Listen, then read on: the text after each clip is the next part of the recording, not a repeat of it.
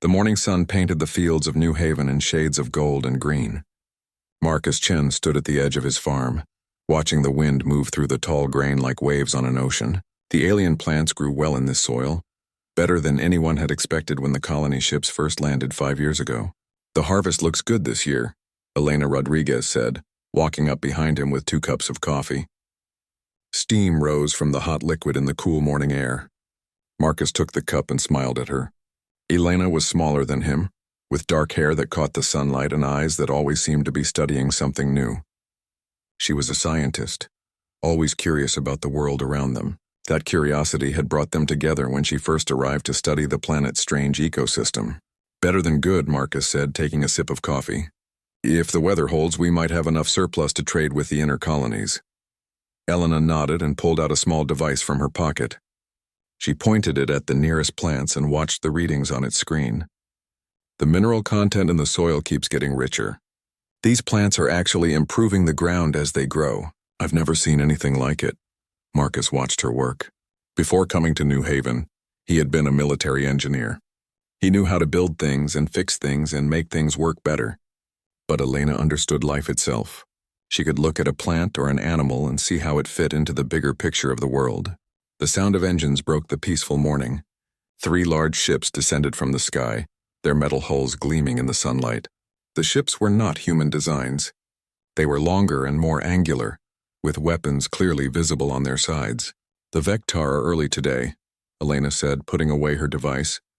Marcus felt his jaw tighten. The Vectar came every month to collect their tribute and check on the colony. They were tall aliens with gray skin and 4 arms. Their culture was built around strength and domination. Humans were useful to them, but only as workers and servants. The ships landed in the colony's central area, crushing some of the decorative plants that the colonists had worked hard to grow. This was not an accident. The Vectar always made sure humans knew who was in charge. Colony Administrator Sarah Webb was already walking toward the ships with a small group of other officials. Sarah was a good leader, patient and smart. She had kept the peace between humans and Vectar for 3 years now, but Marcus could see the stress lines around her eyes getting deeper each month. "We should go," Elena said. "Sarah will want all department heads present for the inspection." Marcus nodded, though he did not want to leave the quiet peace of his farm. As they walked toward the landing site, other colonists joined them. There were about 2,000 humans on New Haven now. Farmers, engineers, teachers, doctors, and scientists. All of them had come here looking for a new life, a chance to build something better. The largest Vectar ship opened its cargo bay. Sub-Commander Thekval stepped out first, followed by a dozen soldiers. Thekval was bigger than most Vectar, with scars covering his gray skin and metal implants replacing one of his eyes. He looked at the assembled humans like a farmer might look at livestock. "Administrator Webb," Thekval said in heavily accented English. The Vectar language sounded like grinding metal, and they had trouble with human words. "We require the monthly tribute reports." Sarah stepped forward with a tablet computer. "All production targets have been met or exceeded, Sub-Commander. The agricultural yields are up 15% from last month, and the mining operation has extracted the requested rare earth elements ahead of schedule." Thekval took the tablet and barely glanced at it before handing it to one of his soldiers. "The Dominion has need of more workers for the asteroid mining stations. You will select 50 of your people for transfer."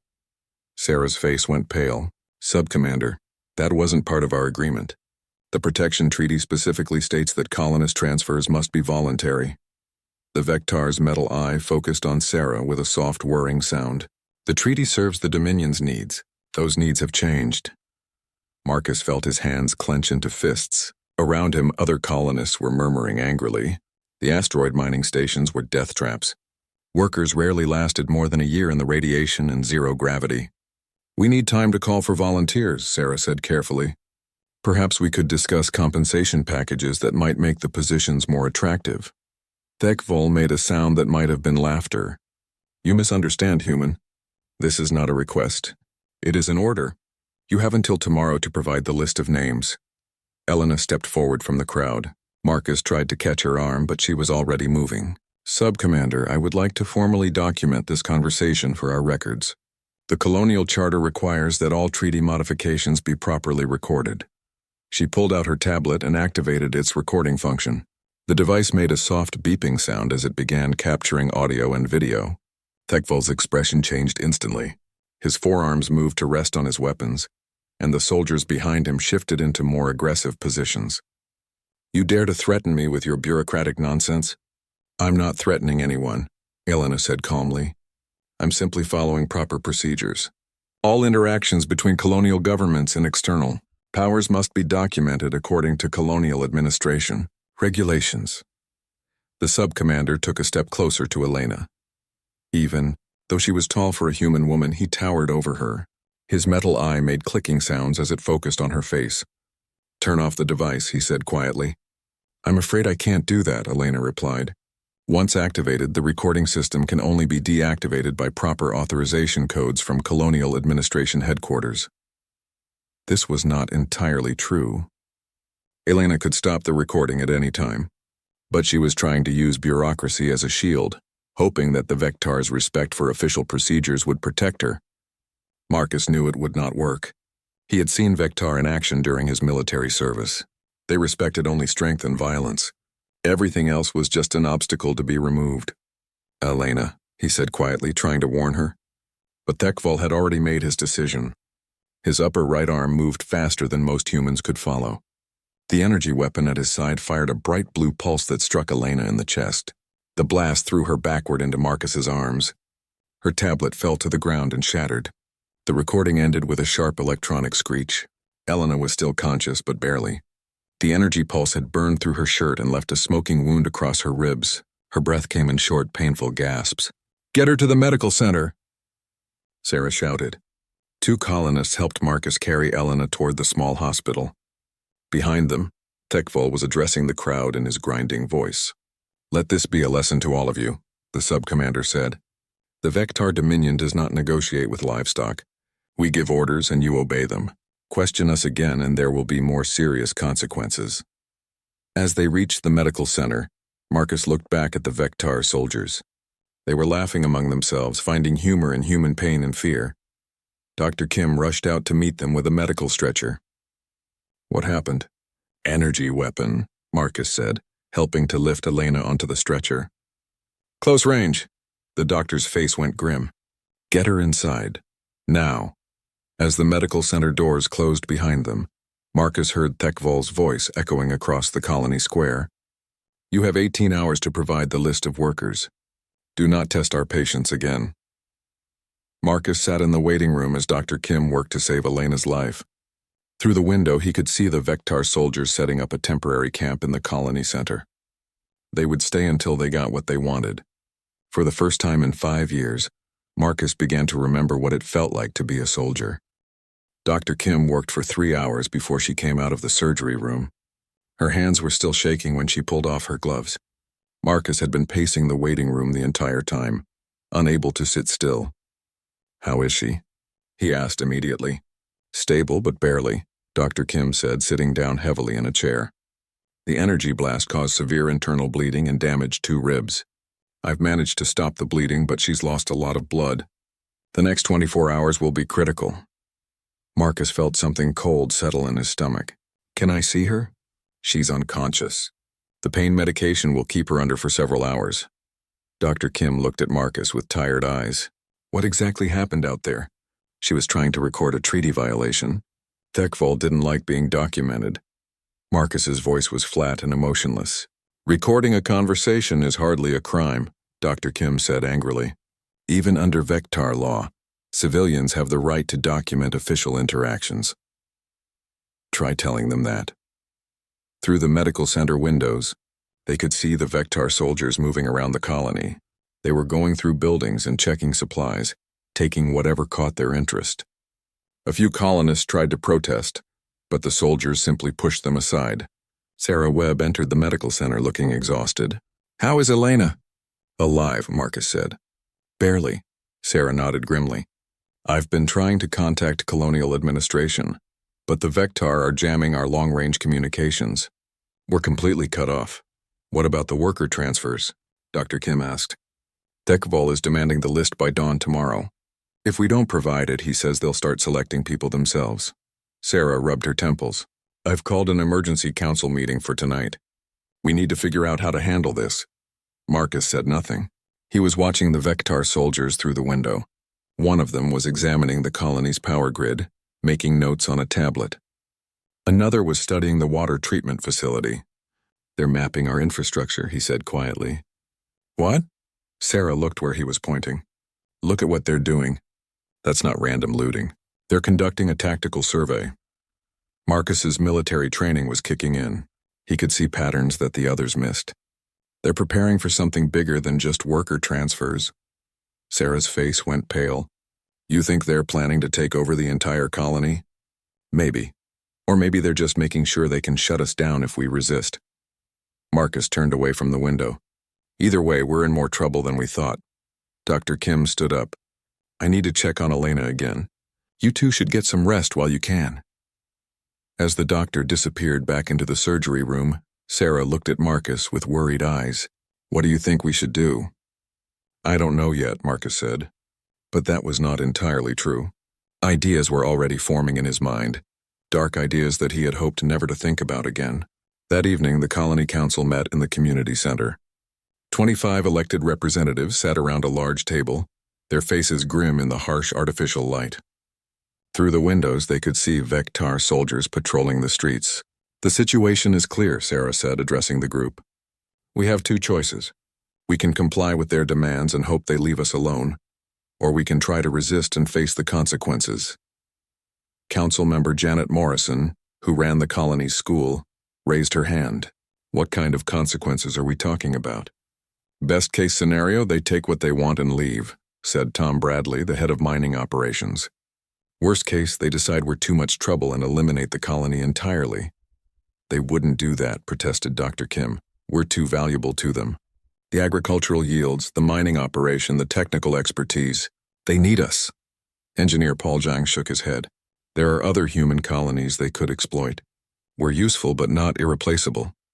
The argument continued for an hour. Some council members wanted to fight. Others wanted to surrender. A few suggested trying to negotiate. Marcus listened to it all without saying a word. Finally, Sarah turned to him. Marcus, you haven't said anything. What's your opinion? All eyes turned to him. Marcus looked around the table at these good people who had come to New Haven seeking peace and prosperity. They were farmers and teachers and doctors, not soldiers. They had no idea what they were really facing. You want to know what I think? Marcus said quietly. I think we're already dead. The room fell silent. The Vectar don't see us as people, Marcus continued. We're resources to be exploited, animals to be managed. Today, Thekval decided to teach us a lesson about obedience. Tomorrow, he'll find another excuse to hurt us, and the day after that, another one. So what are you suggesting? Sarah asked. I'm not suggesting anything yet, Marcus said. I'm just telling you the truth about our situation. The Vectar will keep taking and taking until there's nothing left to take. Then they'll move on to the next colony and start over. Janet Morrison's voice was shaking. Are you saying we should fight them? They have superior weapons, superior numbers, superior technology. It would be suicide. Marcus stood up from the table. I'm saying that sometimes the only choice is how you want to die. On your knees begging for mercy, or standing up for what matters. He walked toward the door, then stopped and looked back at the council. Elena is fighting for her life right now because she tried to do the right thing. She tried to protect this colony by following the law and documenting violations, and they shot her for it. His voice was getting colder. Think about that when you're deciding whether to hand over. 50 more people to die in the asteroid mines, Marcus left the meeting and walked through the dark streets of New Haven. Vectar soldiers watched him pass but did not interfere. They probably thought he was just another broken human, defeated by their show of force. They were wrong. Marcus made his way to the colony's industrial district. His workshop was a large building filled with fabrication equipment, computer terminals, and engineering tools. As the colony's chief maintenance engineer, he had access to everything needed to keep New Haven running. He activated his workstation and called up the colony's technical schematics. Power grid, water systems, communications array, defensive sensors. Everything was displayed in glowing blue lines on his computer screen. For 5 years, he had maintained these systems to keep the colony safe and prosperous. He knew every circuit, every connection, every weak point. He had built some of these systems himself. Marcus began to type. his fingers moving quickly across the keyboard. But he was not accessing maintenance protocols or repair schedules. He was looking at something else entirely. The Vectar had made a mistake when they decided to hurt Elena. They had awakened something in Marcus that had been sleeping for 5 years. Something that remembered how to turn peaceful technology into weapons of war. He worked through the night, his face lit by the glow of computer screens. Outside his workshop, Vectar soldiers continued their patrols, confident in their superiority. They had no idea that the quiet human engineer was about to change everything. Marcus worked through the night, his mind focused with the kind of clarity that only came in moments of extreme purpose. The workshop around him was filled with the soft humming of computers and the occasional beep of diagnostic equipment. Outside, he could hear Vectar patrols moving through the colony streets. The first thing he did was access the colony's complete technical database. Every system, every component, every piece of equipment was cataloged in digital files, but Marcus was not looking at the official documentation. He was examining the real infrastructure, the hidden connections and secondary systems that most people never noticed. New Haven had been built to be self-sufficient. The colonists had learned from the mistakes of earlier settlements that had failed when supply lines were cut. Everything they needed to survive was produced locally or could be improvised from available materials. This included the rare earth elements that the Vectar demanded as tribute every month. Marcus pulled up the mining operation reports. For 3 years, the colony had been extracting specific minerals from the planet's crust. The Vectar claimed these materials were needed for trade with other species, part of the complex galactic economy that humans were only beginning to understand. But Marcus had been a military engineer. He knew what these elements were really used for. Quantum resonance crystals, plasma containment matrices, gravitational field generators. The rare earth elements from New Haven were not trade goods. They were the critical components of advanced weapon systems and defensive technologies. The Vectar had been using human labor to mine the materials for their own military infrastructure. Marcus began tracing the supply chain. The refined elements were shipped to a processing facility on the third moon of the system's gas giant. From there, they were incorporated into larger systems and sent to various Vectar military installations. One installation in particular caught his attention. The orbital defense platform that controlled all Vectar military operations in this sector of space was powered by a massive fusion reactor. The reactor's plasma containment system used quantum resonance crystals in a specific molecular arrangement. If those crystals were to fail, the containment field would collapse and the reactor would suffer a catastrophic breach. Marcus had helped design the mining equipment that extracted those crystals. He knew their exact molecular structure and resonance frequency. He also knew how to disrupt that frequency. Marcus stood up from his computer and walked to the far end of his workshop. Behind a locked cabinet were tools and equipment that he had not touched in 5 years. Military-grade fabrication devices, quantum field manipulators, and tactical analysis software. He had been a combat engineer in the Terran Defense Force before coming to New Haven. His job had been to build things that kept human soldiers alive and to destroy things that threatened human civilians. He had been very good at his job. Marcus activated the fabrication unit and began constructing a device that did not appear in any official technical manual.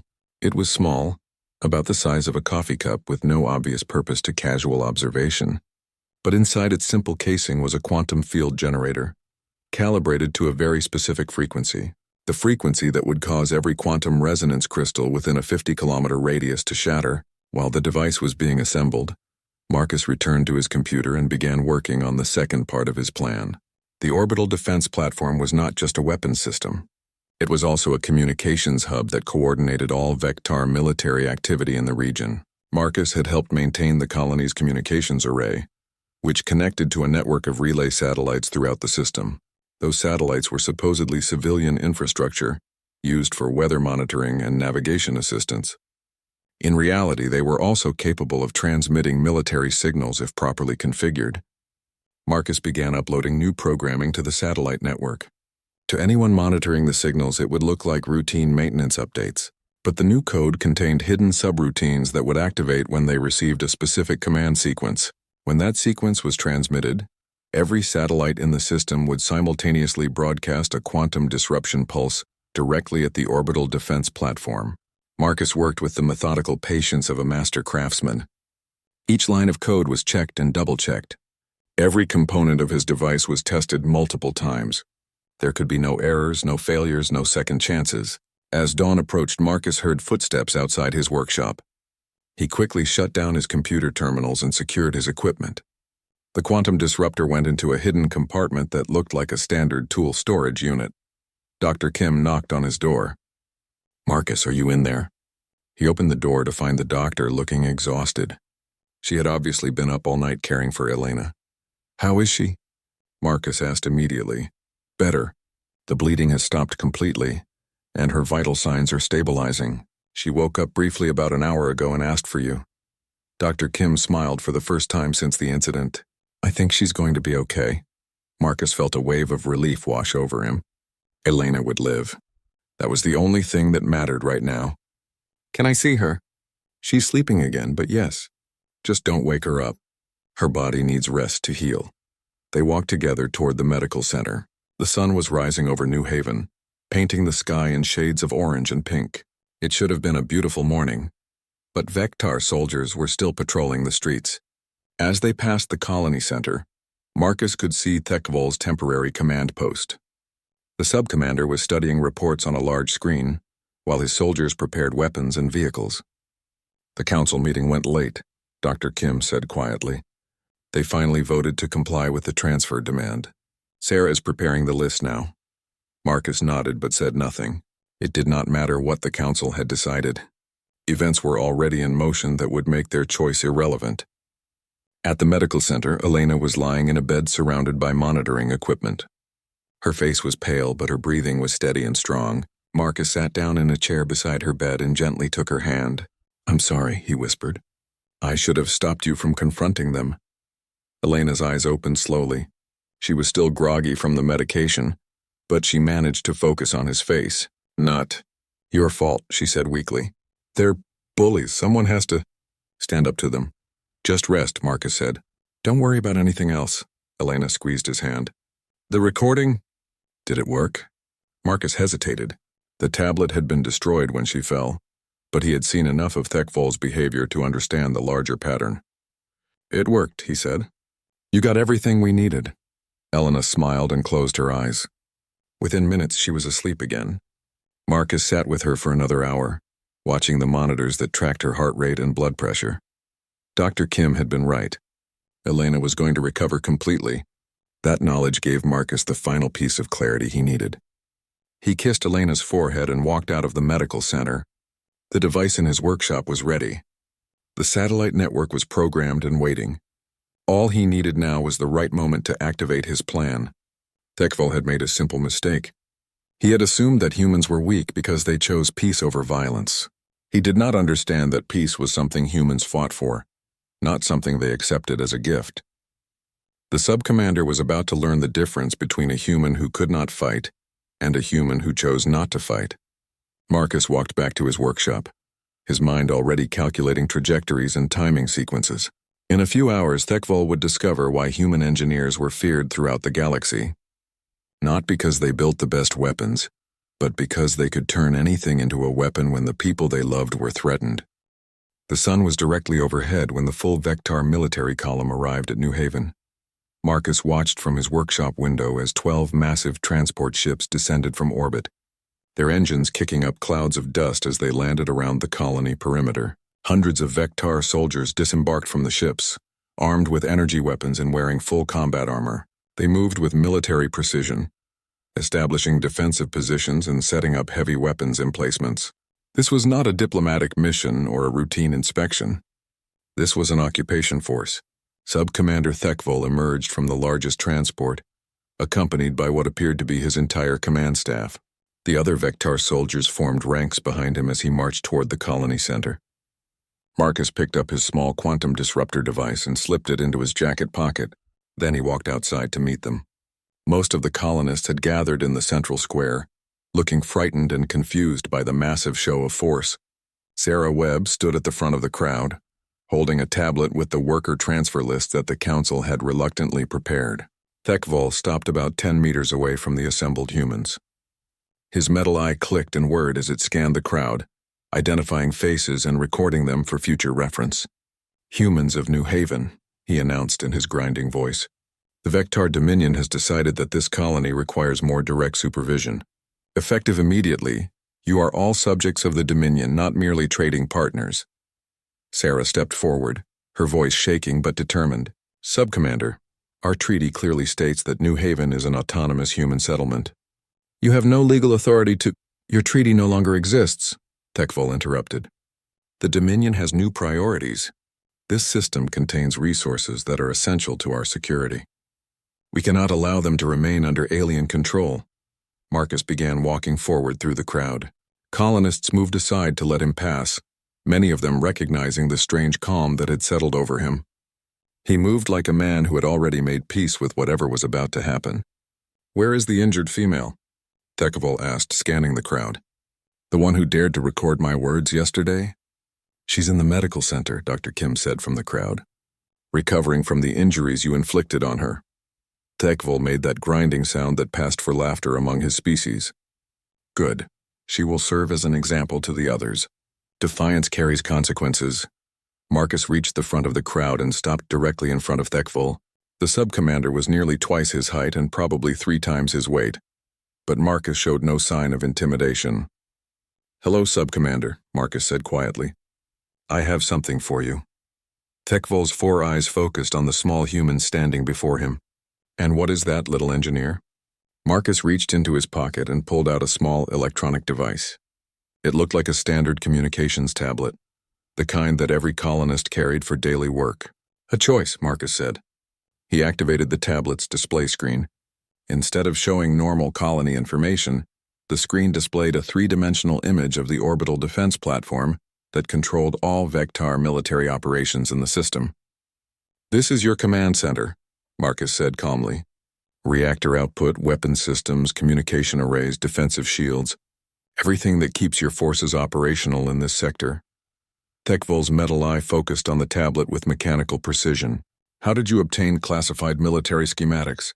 I helped build the systems that power it, Marcus replied. Every quantum resonance crystal in that platform came from our mining operation.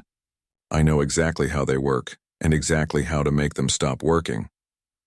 The sub-commander took a step closer, his hand moving toward his weapon. You threaten me with stolen technical data? I'm not threatening you, Marcus said. I'm offering you a choice. You can evacuate this system immediately and leave these people alone, or you can watch your entire military infrastructure destroy itself. Around them, Vectar soldiers were raising their weapons and moving into attack positions. The colonists were backing away, sensing that violence was about to erupt. You are insane, Tekvol said. Even if you somehow managed to damage our platform, my forces would eliminate this entire colony within minutes. Marcus nodded.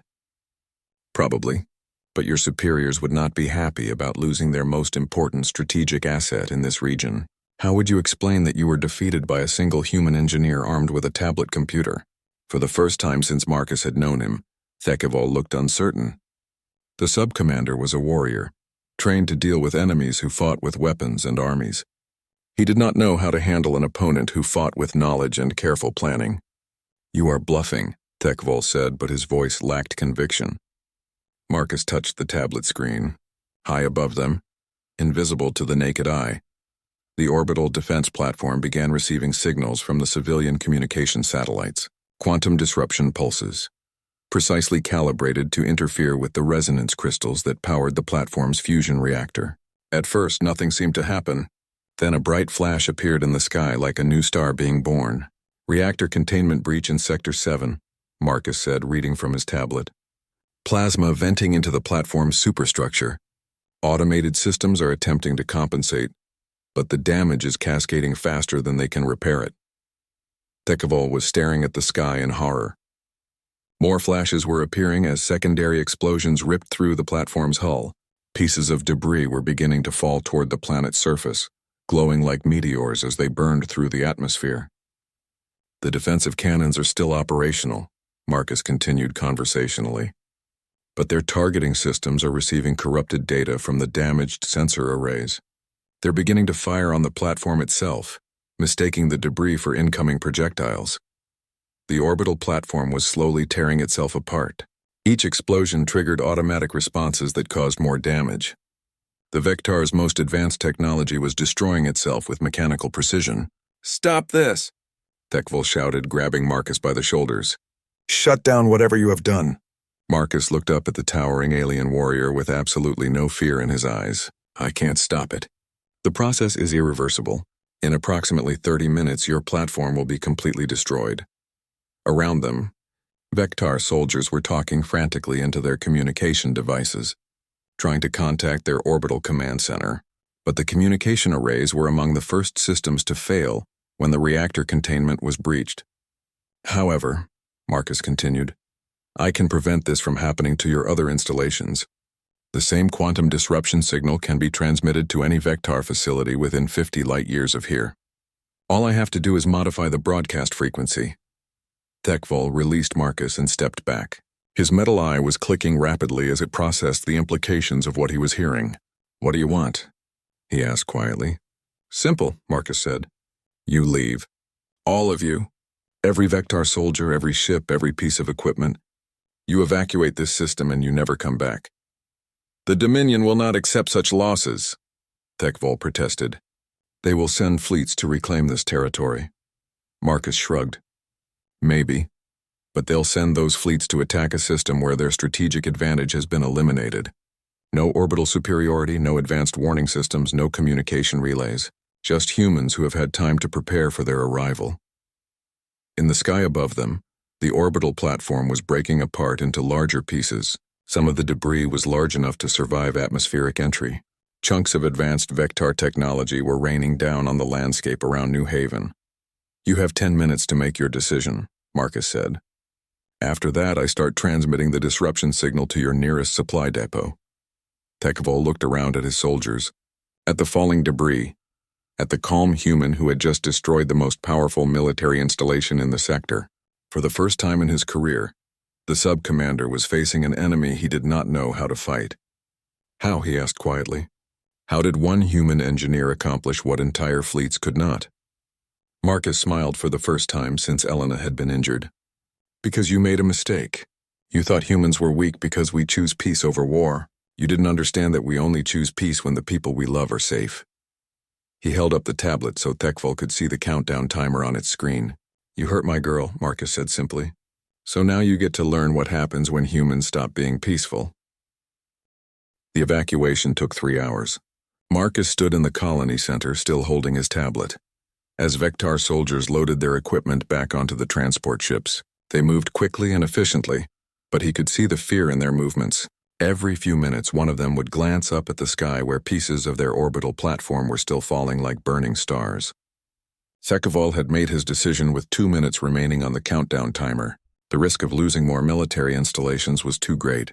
The Dominion might punish him for retreating, but they would definitely execute him for allowing their strategic infrastructure to be destroyed by sabotage. Sarah Webb approached Marcus cautiously. "Is it really over?" "For now," Marcus replied, not taking his eyes off the Vectar soldiers.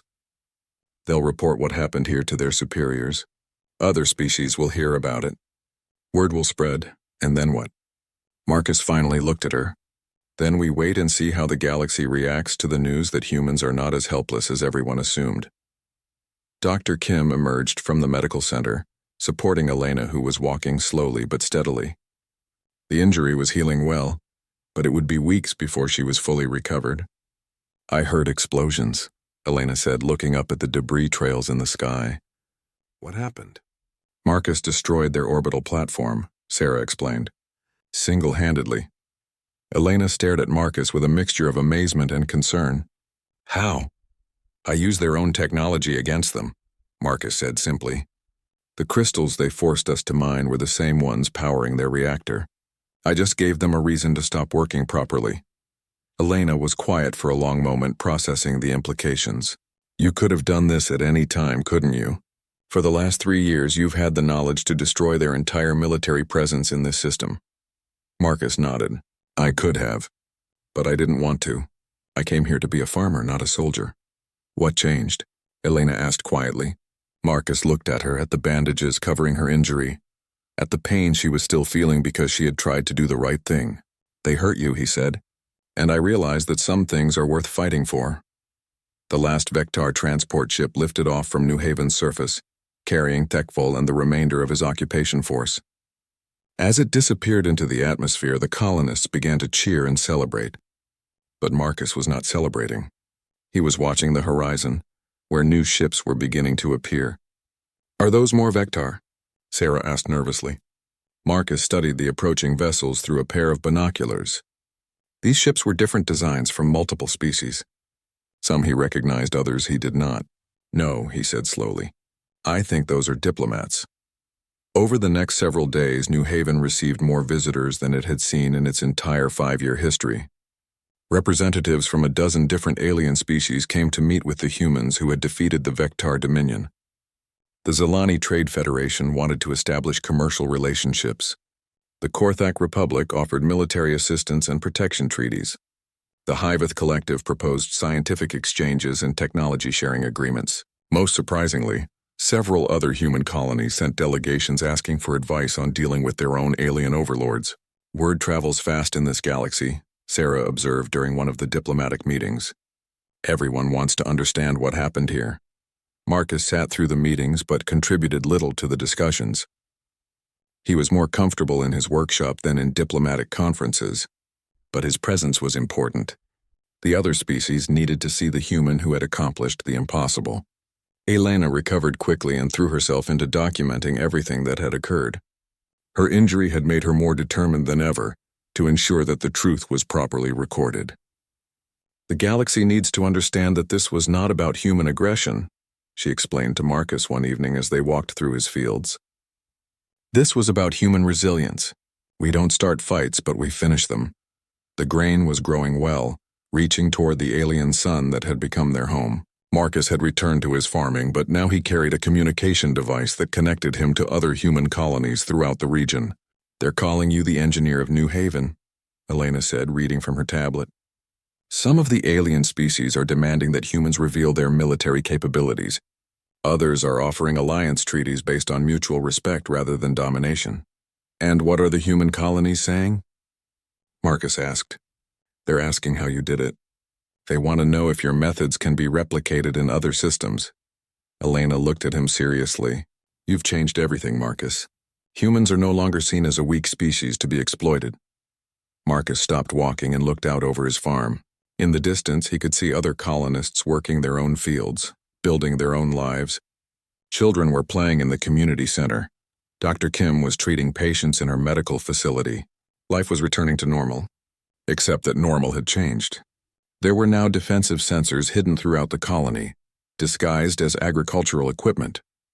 The communication array had been upgraded with military-grade encryption, and in Marcus's workshop, several new devices were being constructed that did not appear in any official inventory. "I didn't change anything," Marcus said quietly. "I just reminded everyone of something they had forgotten."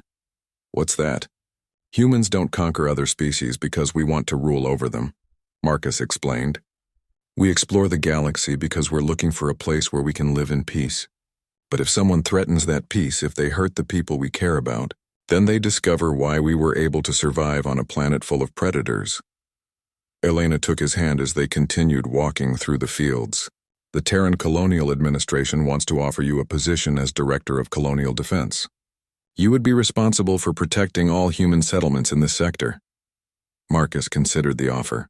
It would mean leaving New Haven, leaving the quiet life he had built here. But it would also mean ensuring that no other human colony would have to face the choice between slavery and extinction. "What do you think?" he asked Elena. "I think you've already made your decision," she said with a smile. "You're not the kind of person who can ignore suffering when you have the power to stop it." That night, Marcus stood on the porch of his farmhouse, looking up at the stars. Somewhere out there, other human colonies were learning to defend themselves.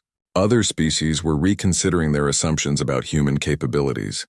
The galaxy was becoming a more dangerous place for those who preyed on the weak, and a safer place for those who just wanted to live their lives in peace. Marcus activated his communication device and sent a message to the Terran Colonial Administration. "I accept the position," he said, "but I have conditions. Any colony that requests assistance gets it, no matter how remote or how small. and Elena Rodriguez comes with me as Chief Documentation Officer. We're going to make sure the galaxy understands the difference between human weakness and human restraint." He ended the transmission and went back inside to tell Elena about their new future. Outside, the alien stars continued to shine down on New Haven, but they no longer seemed quite so foreign. The humans had found their place in the galaxy, not as conquerors or subjects, but as protectors of the peace they had traveled so far to find. And the galaxy was learning that some things were worth protecting, even if it meant reminding everyone why humans had once been the most feared warriors among the stars.